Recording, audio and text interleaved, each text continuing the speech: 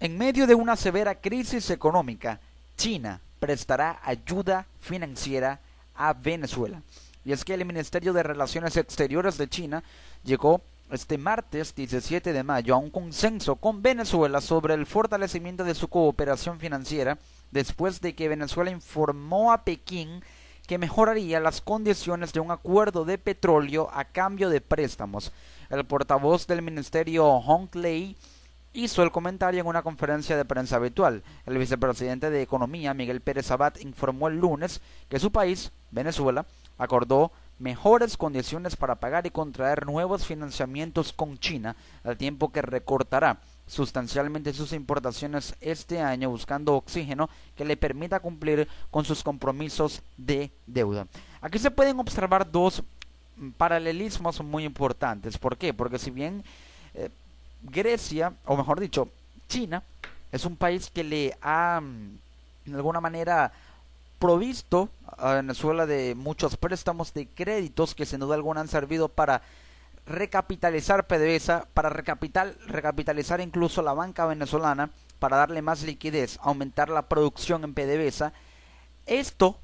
es un conjunto de préstamos que Venezuela ha tenido que pagar con petróleo, sacrificando incluso producción y exportación para desarrollo del aparato productivo interno a costa de más préstamos que sirven para recapitalizar una estatal petrolera que produce pero que no está recibiendo muchos ingresos en un déficit fiscal que cada vez es mayor por la caída abrupta de los precios del petróleo, egresos por deuda externa y de hecho los créditos que China le ha otorgado a Venezuela, un buen porcentaje de ellos se ha utilizado para pagar deuda externa. Por ello Venezuela se mantiene solvente con sus pagos de deuda externa, está cerca de un default pero aún se mantiene solvente. Y ese es el motivo por el cual esos créditos que se han utilizado más para pagar deuda y por ello ha sido mucho el ingreso y poco el ingreso porque no se han utilizado para la inversión. Y tras la caída abrupta de los precios del petróleo y no usar esos créditos para invertir en producir más petróleo en PDVSA para exportar más, por ello hay pocos ingresos y el déficit fiscal aumenta. Entonces se ha llegado a un acuerdo para que ahora Venezuela mejore las condiciones enviando más petróleo pero recibiendo más préstamos de China. La gran pregunta es, ¿para qué se utilizarán esos préstamos? Es importante que ahora en una crisis económica con una inflación de 180%, contracción de 7% del Producto Interno Bruto, déficit fiscal de 200 mil millones de dólares, 200 mil millones de dólares, reservas mermadas en 12 mil millones de dólares que es muy por debajo del déficit fiscal cuando debería ser al revés, que el déficit fiscal sea menor que el nivel de reservas. Aquí es todo lo contrario, generando un déficit en las arcas del Estado que sin duda alguna la recaudación de impuestos no mejora, no modifica, con un pago de deuda externa que se acrecienta cada vez más, pago o deuda mucho más alta con proveedores internacionales por ejemplo de medicinas en el sector farmacéutico con una deuda que es de 6 mil millones de dólares, da a entender que Venezuela pasa por un déficit presupuestario sin precedentes, un déficit que ha sido exacerbado porque las altas deudas que Venezuela ha tenido que pagar por emitir muchos bonos de deuda para invertirlos en PDVSA y no ha dado frutos por la caída abrupta de los precios del petróleo, ha hecho que se genera un ciclo vicioso en el que Venezuela le solicita créditos a China. Esos créditos los paga con petróleo, que en vez de exportar, los envía a China, los exporta a China a cambio de créditos que se utilizan para pagar deuda, no para invertir en restablecer y reactivar el aparato productivo del país por la alta deuda que tiene Venezuela, alta deuda externa. Pero el paralelismo en la comparación que hago es que por otro lado se observa que en este nuevo acuerdo, el país, Venezuela, acordó mejores condiciones para pagar y contraer nuevos financiamientos, pero esas mejores condiciones pasan por enviar más petróleo a cambio de nuevos financiamientos. China le dice a Venezuela, te presto dinero si me das más petróleo, te presto más dinero y te doy más créditos si me das más petróleos, al tiempo que va a recortar sus importaciones este año. China entiende que la situación en Venezuela es tan precaria y la contracción petrolera en PDVSA es tan grande que le dice a Venezuela, en vista de la situación que estás viviendo, voy a disminuir mi demanda de importaciones de petróleo para darte oxígeno y con ese oxígeno de alguna manera dejar a Venezuela con mayor capacidad para exportar más petróleo para saldar una deuda a cambio de ingresos fiscales y poder pagar esa deuda externa. Pero China aún le dice a Venezuela, sigue dándome petróleo y yo te daré créditos, yo te daré financiamiento. Ahora, esos financiamientos, esos créditos, es importante que se inviertan en el aparato productivo nacional, que se inviertan en la creación de fondos de estabilización macroeconómica, un fondo de inversión para destinarlo al aparato productivo nacional y un fondo en divisas para asignar esas divisas a empresas paralizadas como Empresas Polar, divisas al sector farmacéutico, divisas también a los hospitales para importar insumos que necesitan y también más que todo divisas a empresas productoras que están en recesión total. Es decir, 3 fondos, uno de estabilización macroeconómica para ahorrar, un fondo para distribuirlo en cuanto a divisas para los distintos productores de los distintos sectores de la economía del país y también un fondo que servirá